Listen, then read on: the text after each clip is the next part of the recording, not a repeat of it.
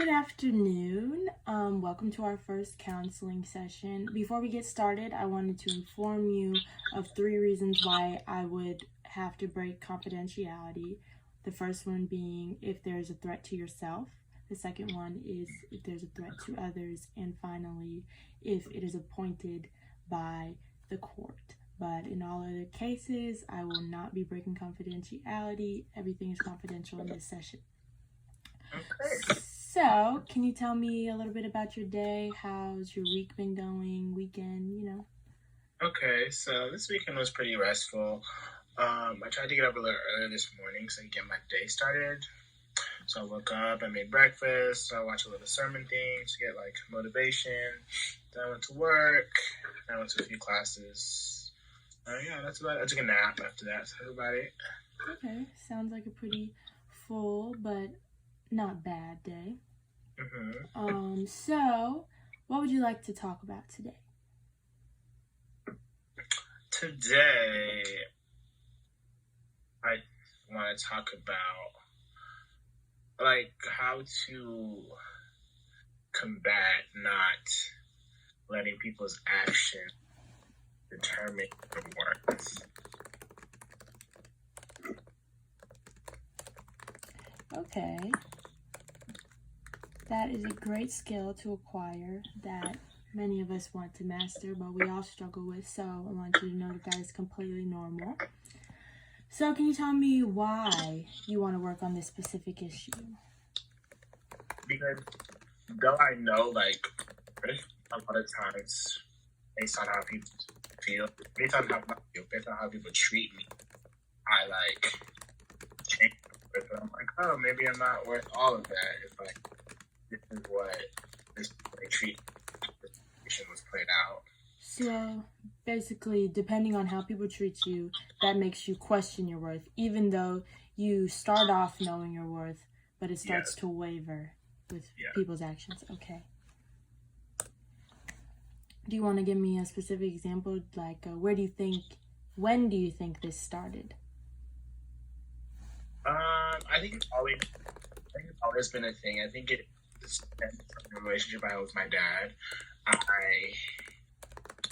There's a lot of times I needed him to show up for me, and because he wouldn't, I didn't feel as if I was worth his time or worth enough of his presence in my life. And so because of that, I fluctuated in how much people time they feel as if I'm worth to have them in my life, or for them to even put or make time to have me in their lives.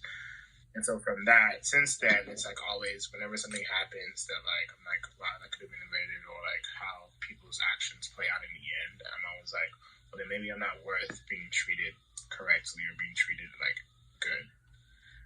Okay. But you think that your relationship with your dad kind of sparked this? Yes. Okay. Do you think you can come up with a specific example from when you were younger? So my mom passed away when I was younger, and because of that, my dad had to try to travel for work a lot. And with him having to travel for work a lot, he just started to play video work. And so we made a promise that we would see each other every 2 weekends we would see each other. And there was a lot of times where he couldn't make it, right? Just because he didn't want, not because he was busy. Sometimes it was because he was busy, but other times it was he just didn't want to make the drive. But instead of communicating that, I would be sitting my grandmother has this huge backyard or front yard in it, and I would be sitting in the front yard on the patio waiting, and I would wait, and then my grandma would be like, I don't think he's coming, and I'd be like, he promised, and then I would just sit there and wait for hours, and he would never communicate that he wasn't coming until I would have to call him and be like, oh, yeah, I'm not gonna make it. And so I wasn't worth, I felt, because of that, my worth, I always questioned my worth, because I was like, dang, he was not even I'm not even worth him being honest, or him being showing up for his own son, or communicating whether or not he was going to show up, or if something came up, or if it was going to be too much, saying he wasn't going to be able to upheld the promise that he made to me. Mm-hmm. And so that's always made me, because of scenarios like that continue to happen in my life, I always question like my worth to people. Understandable. So, do you think that because of this aspect of your relationship with your father, that in other ways you maybe tried to fill that void? Yeah, I do. I think so. I think sometimes I'm a very friendly person, so I think I like not let go, but like trust very easily, because I'm like, okay, if I like trust, then they'll never like maybe question my worth. They'll always stay. They'll always show up. They'll always like uphold their end of the bargain. Like do whatever I need to do to show them that like I'm worth their time. If that makes sense. Okay. So you like to make other people feel like they are worth worth a lot. You like Yes. to help contribute to people's happiness and self-esteem. Yes, so that I can receive the same energy back, but then like it always like backfires, because I set an expectation, because I meet the expectation that I've set, and so I expect them to meet that same expectation, and because they're never like meet it.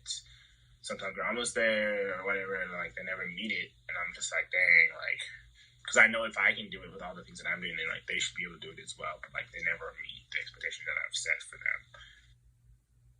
Okay. So what are some things that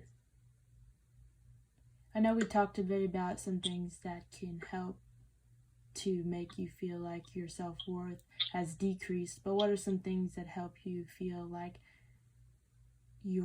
help you to remember your worth or know that your worth has increased? I think not giving people so much power. Okay. I think I give a lot of people power, because everyone makes mistakes and everyone's human. But I just feel as if like whenever people make mistakes towards me, or like make me feel as if I'm not worth it, then their actions always weigh so heavily on me, because I feel like I'm like, dang, I like gave so much, or I tried so hard, like how, or whatever. So their actions always weigh on me. But like I just have to realize that people are gonna be whoever they are at the end of the day. And so no matter how much you try to change them, or no matter how much you try to like do different things or talk to them about like whoever they are, sadly, whoever they like, whatever they went through in their life that have made them who they are is who they're going to continue to be. And so I cannot base my worth off of their actions. Mm-hmm.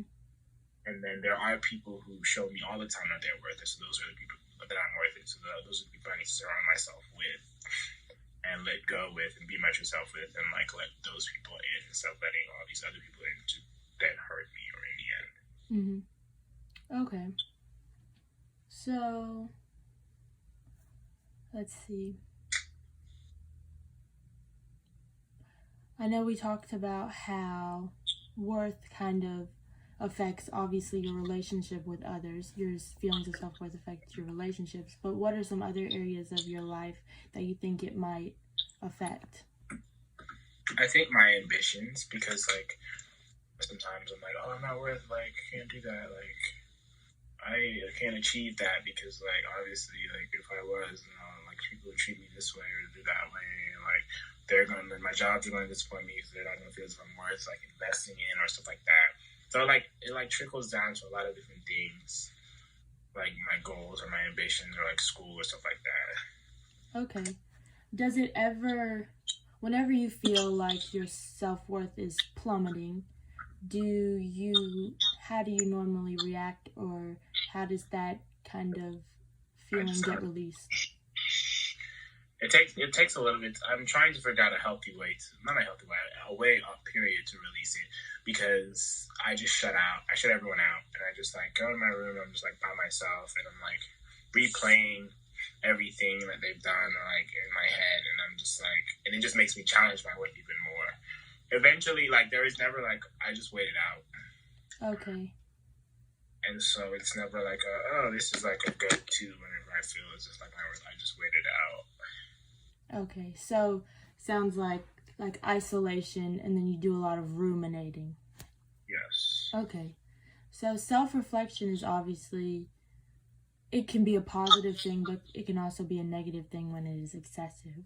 So maybe this week, what's one thing, let's try something new instead of isolation or, excessive ruminating. We can try something different to respond to when you start to go to that place of, oh, I'm worth less. What's one thing that you think you could do this week? I think I can surround myself with people who show me that I am worth it. Okay. Closing myself off from those, because I begin to close myself off from everyone, no matter be good or bad, because I feel as if I can't trust you, and so I can know that people have shown me that they are trustworthy, and I just need to surround myself around those kind of people. So kind of like with medication, sometimes when you're sick and you're given a medication, the medication comes in and obviously kills all the bad bacteria, but sometimes it also gets a hold of the good bacteria. And in the same way, it sounds like you are removing not just the bad, but also the good. So I think it is a good idea to, of course, block out the bad, but keep the good surrounding you. Yeah. Well, that wraps up our time for today. Thank you, and I will see you in a week.